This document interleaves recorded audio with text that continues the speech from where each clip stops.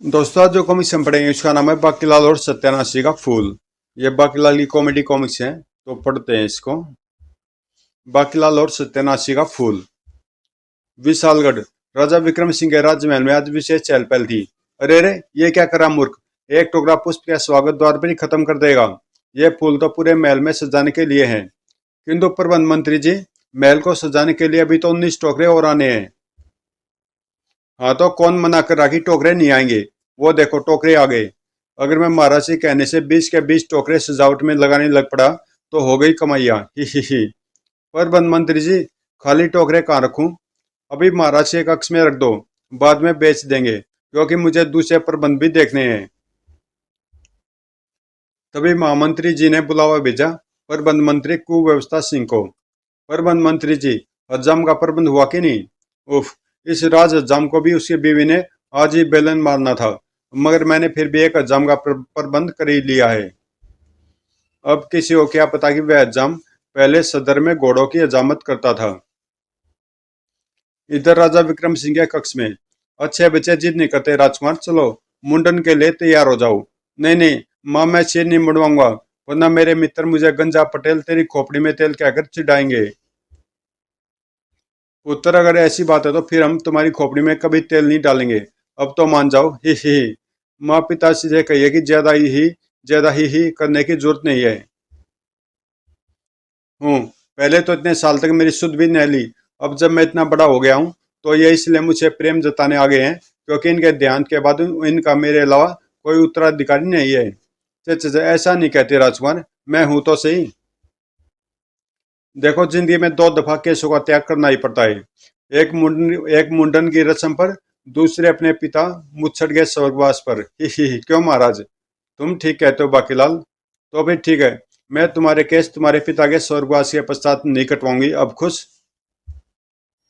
वादा? पक्का वादा? तो फिर चलो। तो फिर बोलो नन्हे राजकुमार, जिनका भी नाम नहीं रखा गया है कि जय। तभी वह पूछे नारा मंत्री ने नारा लगाया और इस प्रकार सभी तैयारियों के साथ आरंभ हुई मुंडन संस्कार और नामकरण संस्कार की रस्म। पगड़ी उतार कर बताइए महाराज, सिर ही छीलना है या नाल भी लगानी है? ही। उस तरह लगा के क्या मतलब? मुंडन हमारा नहीं, हमारे पुत्र का है। पिताश्री, मैं तो बाकीलाल चाचा की तरह चोटी रखूंगा। यह संभव नहीं है, क्योंकि यह राजघराने के नियमों के विरुद्ध है। अरे राजगुरु, आप ओ, हम आपको बुलाना तो भूल ही गए थे। अच्छा वाह, जो आप बिन बुलाए आ गए, ही। मैं तुमसे भी ज्यादा बेशरम हूँ, ही। हाँ तो मैं क्या कह रहा था कि राजकुमार के केसों का पूर्ण रूप से ही त्याग करना होगा। राजगुरु का कहना ठीक है मुच्छड़, मेरा मतलब महाराज, क्योंकि बाकीलाल जैसी चोटी कोई और नहीं रख सकता। ठीक है राजगुरु, जैसे आपकी आज्ञा। प्रबंध मंत्री, राजगुरु के लिए सूखे मेवा व दूध लाओ। अभी मंगवाता हूँ महाराज, बल्कि मैं खुद ले आता हूँ, मगर मलाई तो बिल्ली चाट जाएगी, ही। हाँ, मलाई मार के ये यम। नहीं नहीं, मैं तो चोटी रखूंगा। नहीं, मैं नहीं तो फिर बाकीलाल चाचा की भी कटवाओ। महाराज, अपने पिल्ले में मेरा मतलब है राजकुमार को संभालिए उस तरह लगा के, क्योंकि आज सुबह से मेरा उस तरह 3 घोड़ों की नाक और 2 की आंखें छील चुका है, और नाल ठोकने के लिए अब तो मेरे पास किले भी खत्म हो चुके हैं। राजकुमार के सिर को मैं पकड़ लेता हूँ, और जब उस तरह इस सही जगह यानी गर्दन के पीछे होगा तो मैं इसके सिर को अपने आप झटका दे दूंगा, ही। इस प्रकार आरंभ हुआ राजकुमार का मुंडन। राजकुमार के केसों को सफाचट होते देखना कितना शुभ लग रहा है मुझे, ही। मैं चोटी रखूंगा।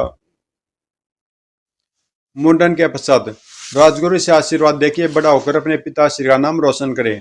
अवश्य अवश्य, और हमने तो इसका नाम भी सोच लिया है, राजकुमार मोहक सिंह। वाह, अल्ले मेरे टकलू भतीजे का नाम तो वाकई खूबसूरत रखा राजगुरु ने। भाई जोर से बोलो, राजकुमार टकलू, मेरा मतलब मोहक सिंह की जय। मेरे चांद को किसी की नजर न लगे। मेरी चोटी क्यों नहीं रखी? समापन हुआ उस समारोह का। बाकीलाल चाचा, अब मुझसे बच कर रहना, क्योंकि जब मेरी चोटी नहीं रही तो मैं तुम्हारी चोटी चोटी भी नहीं रहने दूंगा। अबे जा टकलू। स्वर्णलता राजकुमार मोहक सिंह को लेकर चली गई। तब राजगुरु बोले, उत्तर विक्रम सिंह, नामकरण व मुंडन संस्कार तो हो गया है। अब राजकुमारी टाट पर चंदन का लेप करने और पूरे विशालगढ़ के वातावरण को चंदन के धुएं से शुद्ध करने के लिए चंदन वन से ताजी चंदन की लकड़ी लानी होगी। यह कार्य तो सेनापति मरकप ही कर सकता है। आह महाराज, न जाने सुबह क्या खा लिया, मेरे पेट में मरोड़े पड़ रही है। ओह, तब फिर कल प्रातः चंदन वन से चंदन की लकड़ी कौन लाएगा, क्योंकि यह कार्य आसान नहीं है। हाँ, इसका फैसला भी हो जाना चाहिए महाराज, क्योंकि मैं सुबह तक पेट दर्द का बहाना किए पड़ा नहीं रह सकता। मेरा मतलब महाराज कि जो फैसला करना भी कर लीजिए। किंतु सेनापति, अगर तुम्हारे पेट में दर्द है तो तुम अपने अपने सैनिकों को वहां भेज दो। महाराज, जब आपकी मां मरी थी तब चंदन की चिता सजाने के लिए लकड़ियां लेने गए 25 सैनिकों में से केवल 5 ही बचकर आ सके थे। भला इसी सूरत में कौन सैनिक वहां जाएगा? मुझे तो पेट दर्द ही हुआ है, उन्हें उन्हें तो दस्त लग जाएंगे। ही आह। और फिर महाराज, मुझे 4 दिन की छुट्टी चाहिए। मेरी नानी की नानी मर गई है। महाराज, मेरी पलकें कल से बिल्कुल नहीं झपक रही है, मुझे 2 दिन की छुट्टी चाहिए। महाराज, कल मेरी बेबी मायके जा रही है, पाँव दबाए बिना उसे नींद नींद नहीं आती। 2 दिन की छुट्टी चाहिए। देखा महाराज, अगर इसमें सोचने अब मगर इसमें सोचने की क्या बात है? अपना बाकीलाल तो है ही बलि का बकरा। मैं मगर मगर हाँ हाँ बाकीलाल, यह कार्य तो तुम ही कर सकते हो। भाई जोर से बोलो, बाकीलाल की जय। भाई आवाज नहीं आई, आएगी भी नहीं। ही। बाकीलाल, अब तो तुम्हारी जय जयकार के नारे भी नारा मंत्री ने लगा दिए हैं, अब तुम इनकार नहीं कर सकते। बाकीलाल तो पहले भी इनकार नहीं करने वाला था महाराज। क्यों बाकीलाल? ही। जी हाँ महाराज, तुझे देख लूंगा सेनापति के बच्चे, गुर्र। भाई जोर से तो बोलो, डेचू डेचू। उसी रात बाकीलाल को दिखा एक सपन। बाकीलाल, मेरा नाम सत्यानाश है। एक साप के कारण कुछ देर बाद मैं फूल में बदल जाऊंगा। उस फूल की यह विशेषता होगी कि अगर उसके रस को किसी एक को या एक साथ हजारों को चखा दिया जाए और उनके सामने किसी का नाम ले दिया जाए, तो सत्यानाश या फूल का रस चखे व्यक्ति उस व्यक्ति का समूचा सत्यानाश कर देने में जुट जाते हैं, जिसका नाम उनके सामने लिया गया हो। तभी खुल गई बाकीलाल की नींद। ओह, कैसा विचित्र सपन था। काश सत्यानाशी का फूल मुझे हकीकत में मिल जाए, तो मैं मोटे मुच्छड़ को थोड़ी देर में राज सिंहासन से उतार दूं। मगर अब कुछ न कुछ तो करना ही पड़ेगा, जिससे कि मैं विशालगढ़ का तख्ता अति शीघ्र पलटकर खुद राजा बाकीलाल बन जाऊं। और अरे हाँ, उसके लिए अब मेरे दिमाग में एक तरकीब आ रही है कि क्यों न मुच्छड़ का चरित्र ही सबकी निगाहों में गिरा दूं। ही। वो हमारा पापड़ वाले को बन गई है मेरी लंबी योजना, जिसे कार्यान्वित होने में समय जरूर लगेगा, मगर अंततः जीत मेरी होगी। ही। अगले दिन, बाकीलाल, श्रद्धांजलि पुष्प स्वीकार करो। बू। ही। बाकीलाल, आरती मंत्री को आखिरी बार अपनी आरती तो उतार लेने दो। मुझे मुझे भी बाकीलाल को तिलक कर लेने दीजिए। पता नहीं फिर अवसर मिले या न मिले। बाकीलाल, जल्दी लौटना।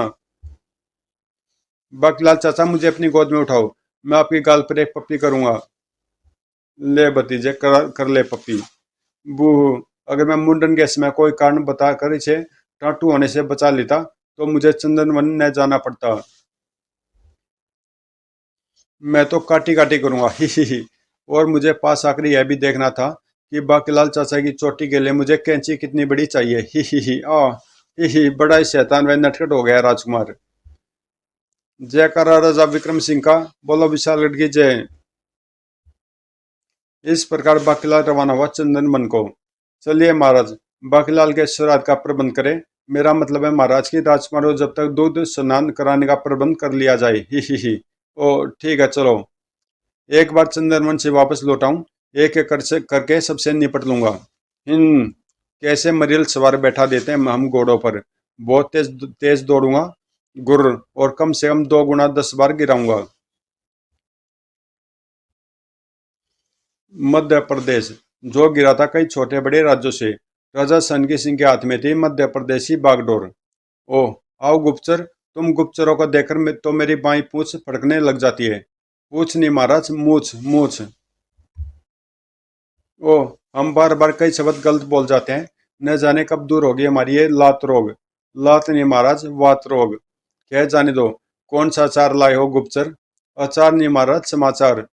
महाराज, करोल बाग के राजा उद्यान सिंह राज्य की बकरियां हमारे हमारे राज्य की सीमा में मेमनी मेंगनी करके भाग गई है। जरा केला खा लूं।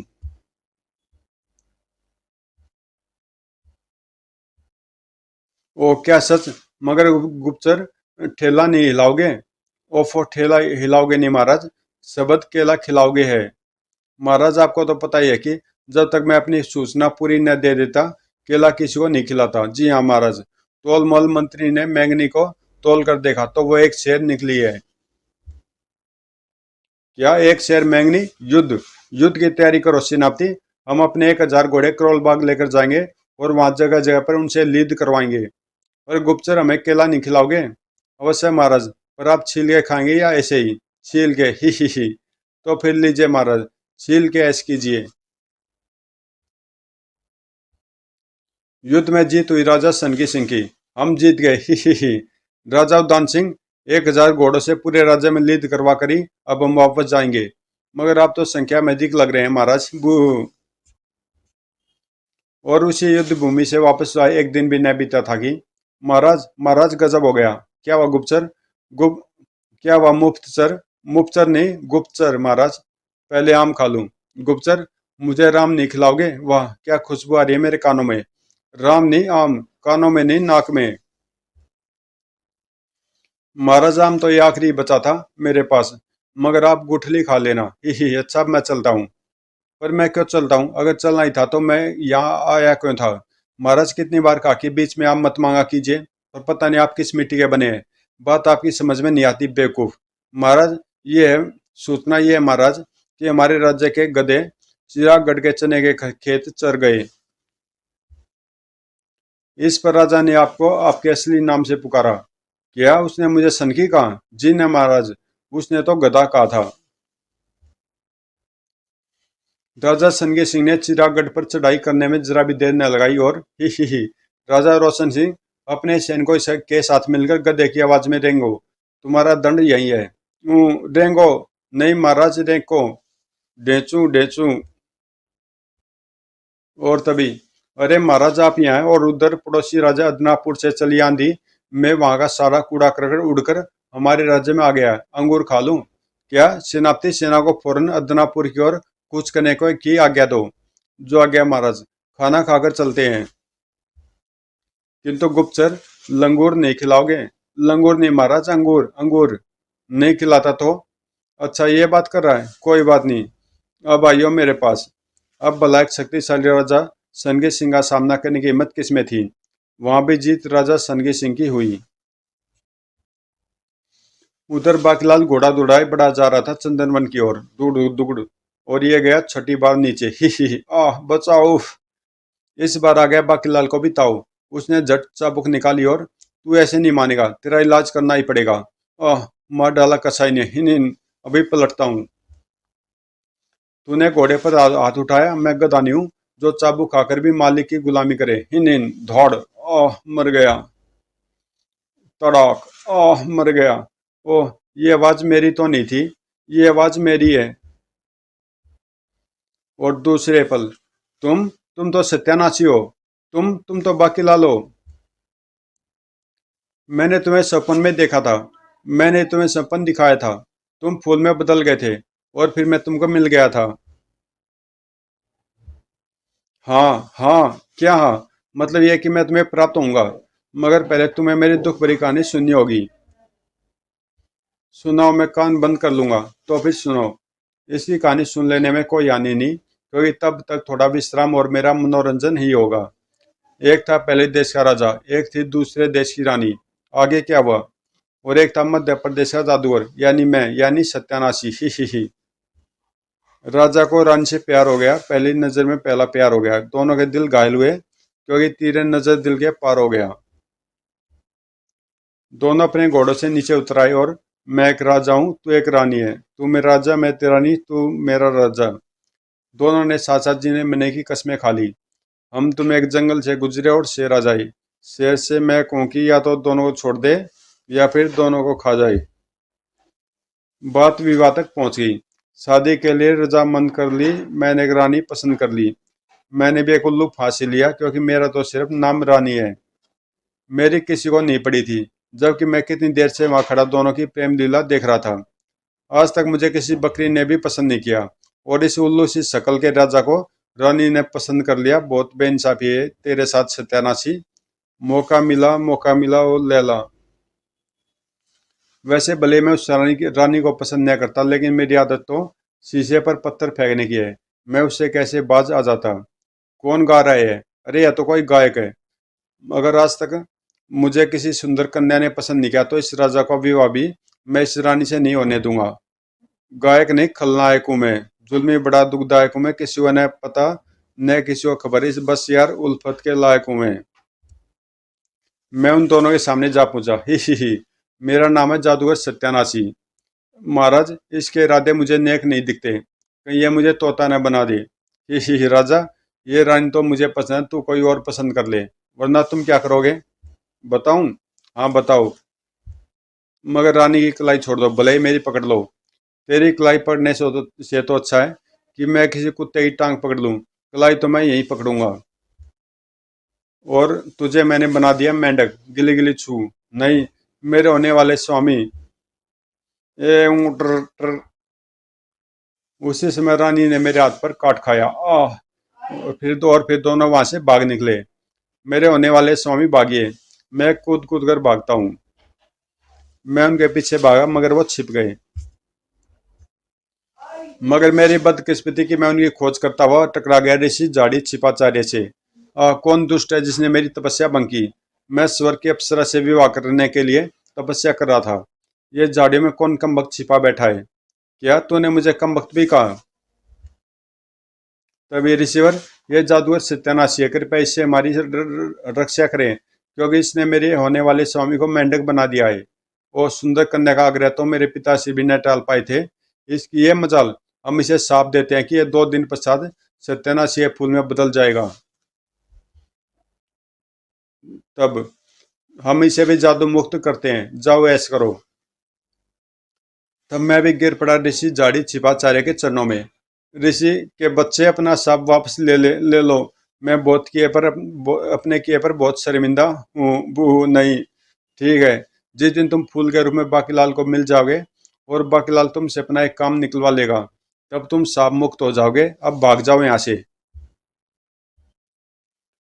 इतना कहने के साथ ही सत्यानाशी खामोश हो गया, फिर गहरी सांस भरकर बोला, बाकीलाल, इसलिए मैं अपने जादू के बल पर तुम्हारे सपन में आया था। अब कुछ देर बाद मैं फूल बन जाऊंगा, तब तुम मुझे उठा लेना। ओह!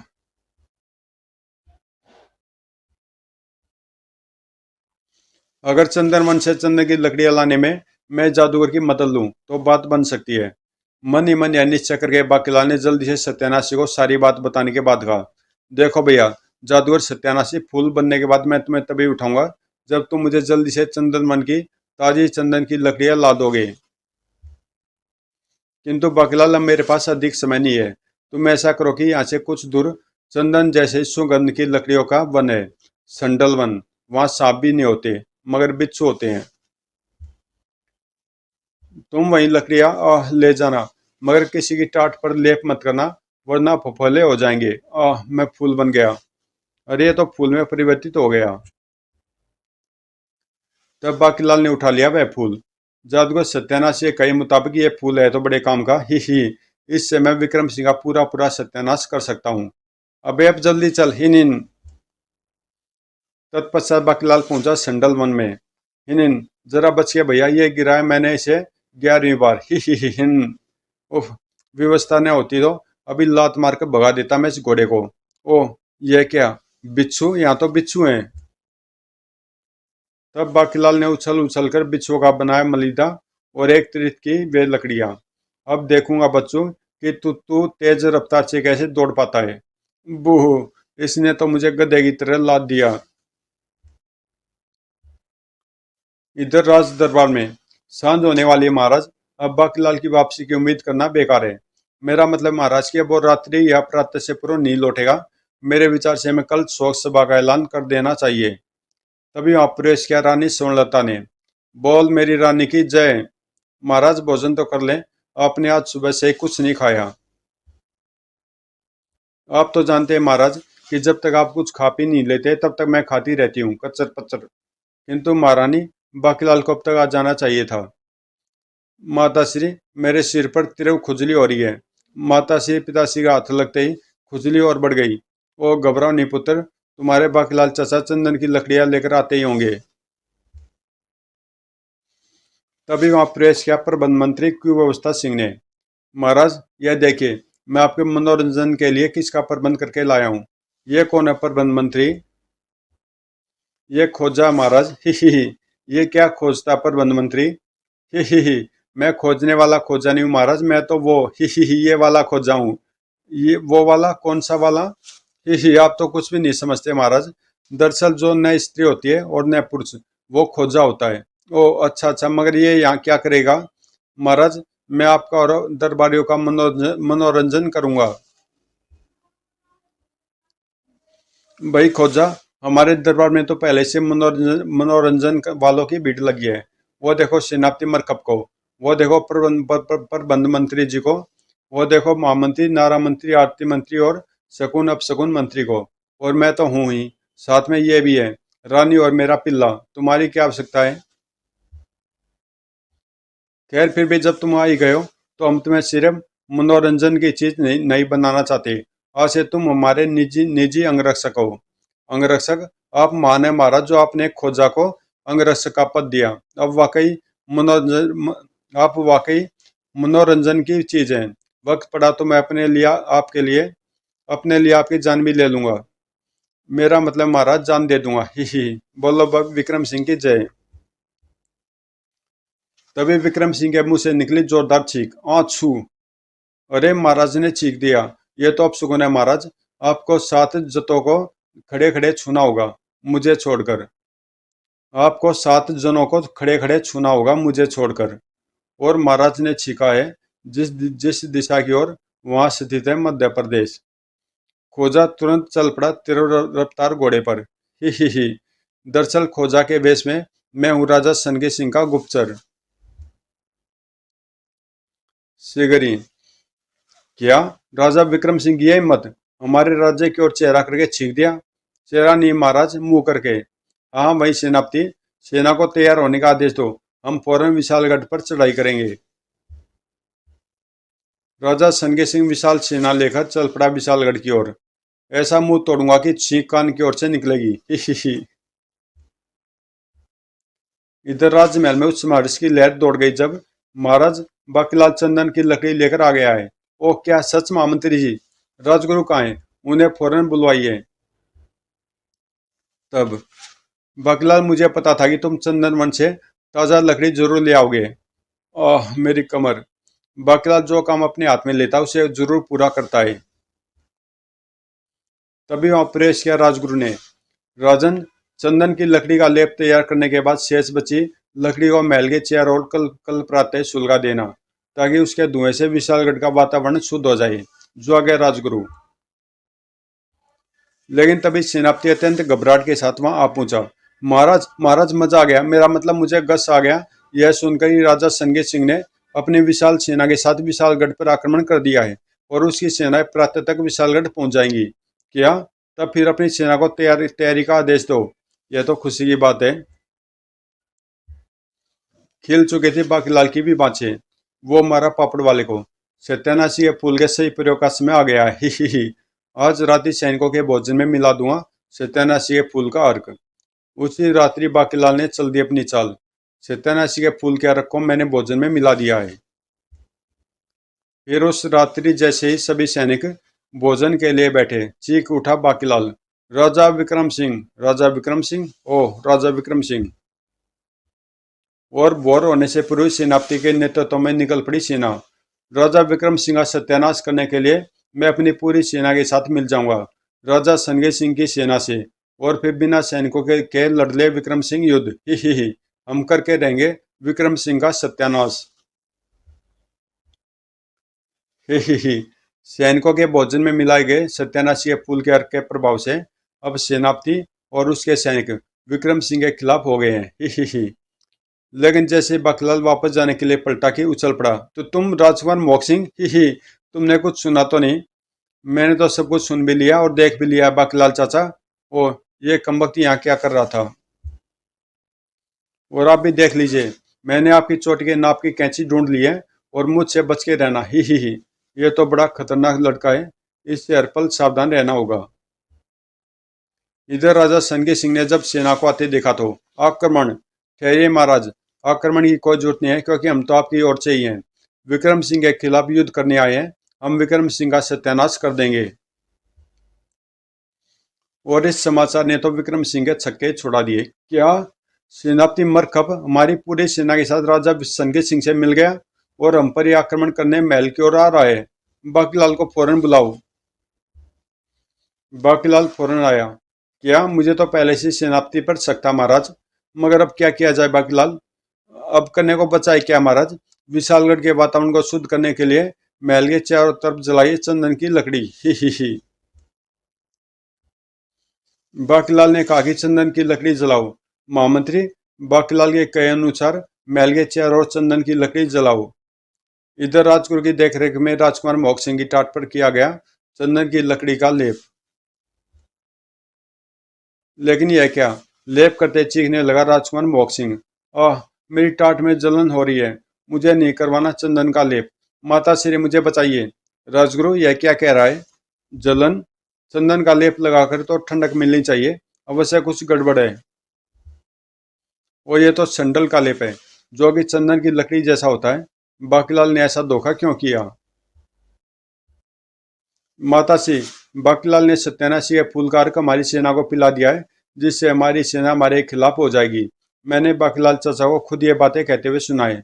चलो महाराज को बताएं। क्या? यह बाकीलाल तो मुझसे भी ज्यादा दुष्ट है। और जब विक्रम सिंह को सभी बातों का पता चला तो नहीं नहीं, बाकीलाल ऐसा नहीं कर सकता, और अगर उसने ऐसा किया है तो उसके पीछे जरूर कोई कारण होगा। बाकीलाल को बुलाओ। तभी महल की ओर बढ़ती दिखाई दी राजा संगे सिंह की सेना, जिसके साथ ही विशालगढ़ की भी सेना। सेनापति मरकब सहित हमारी सेना का एक एक सैनिक हमारे सत्यानाश का नारा लगा रहा है।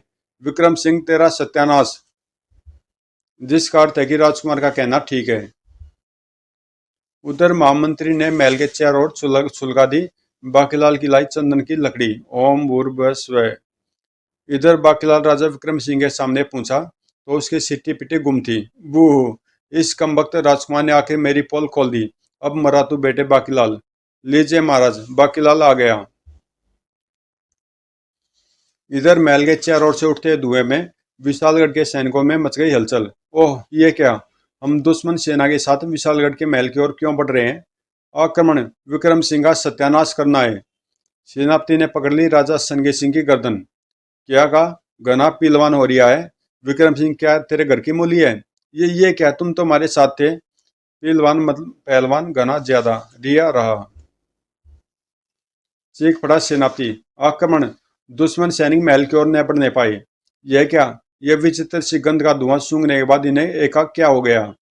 इधर विक्रम सिंह की खिल गई थी बाछे। बाकीलाल, यह धुआं उसी लकड़ी का है जो तुम चंदन से नहीं लाए। बताओ, तुम चंदन की बजाय सैंडल की लकड़ी क्यों लाए? जिससे राजकुमार के सिर पर भी फफोले पड़ गए।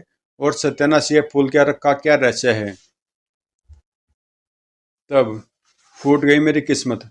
अब बना बेटा बाकीलाल कोई कहानी। बूह! और तब बताया बाकीलाल ने। महाराज, राजा संगे सिंह एक शक्तिशाली राजा है। उसके आक्रमण की बात जैसे मुझे पता चली तो मैंने ये योजना बना ली। दरअसल संडल की लकड़ी सत्यानाशी के फूल के अर्क की काट है। मेरी योजना अर्क पिलाकर पहले पूरी सेना को आपके खिलाफ कर देने की, और फिर आक्रमण के समय संडल के धुएं से उन्हें ठीक कर देने की थी, ताकि दुश्मनों में घुसपैठ किए हमारे सैनिक आसानी से दुश्मन सैनिकों पर कब्जा जमा ले। बूह! अगर मुझे पता होता कि राजा उनकी सन की विशालगढ़ पर आक्रमण करने वाला है तो मैं भला ऐसी योजना क्यों बनाता? और फिर मेरे प्यारे बाकीलाल, आग गले लग जा। ही। बोलो विक्रम सिंह की जय, बाकीलाल की जय, बोलो पूरे राज परिवार की जय, बोलो विशालगढ़ की जय, बोलो मेरी भी जय। ही। और इस प्रकार संगे सिंह परास्त होकर वापस लौट गया। फिर महल में चारों ओर छा गई प्रसन्नता ही प्रसन्नता, जबकि बाकीलाल के मन में चल रहे थे योजनाओं के तूफान। बोलो ही, मेरा मतलब समाप्त। तो दोस्तों, कॉमिक्स यहीं पे समाप्त होती है और मिलते हैं किसी अगली कॉमिक्स में।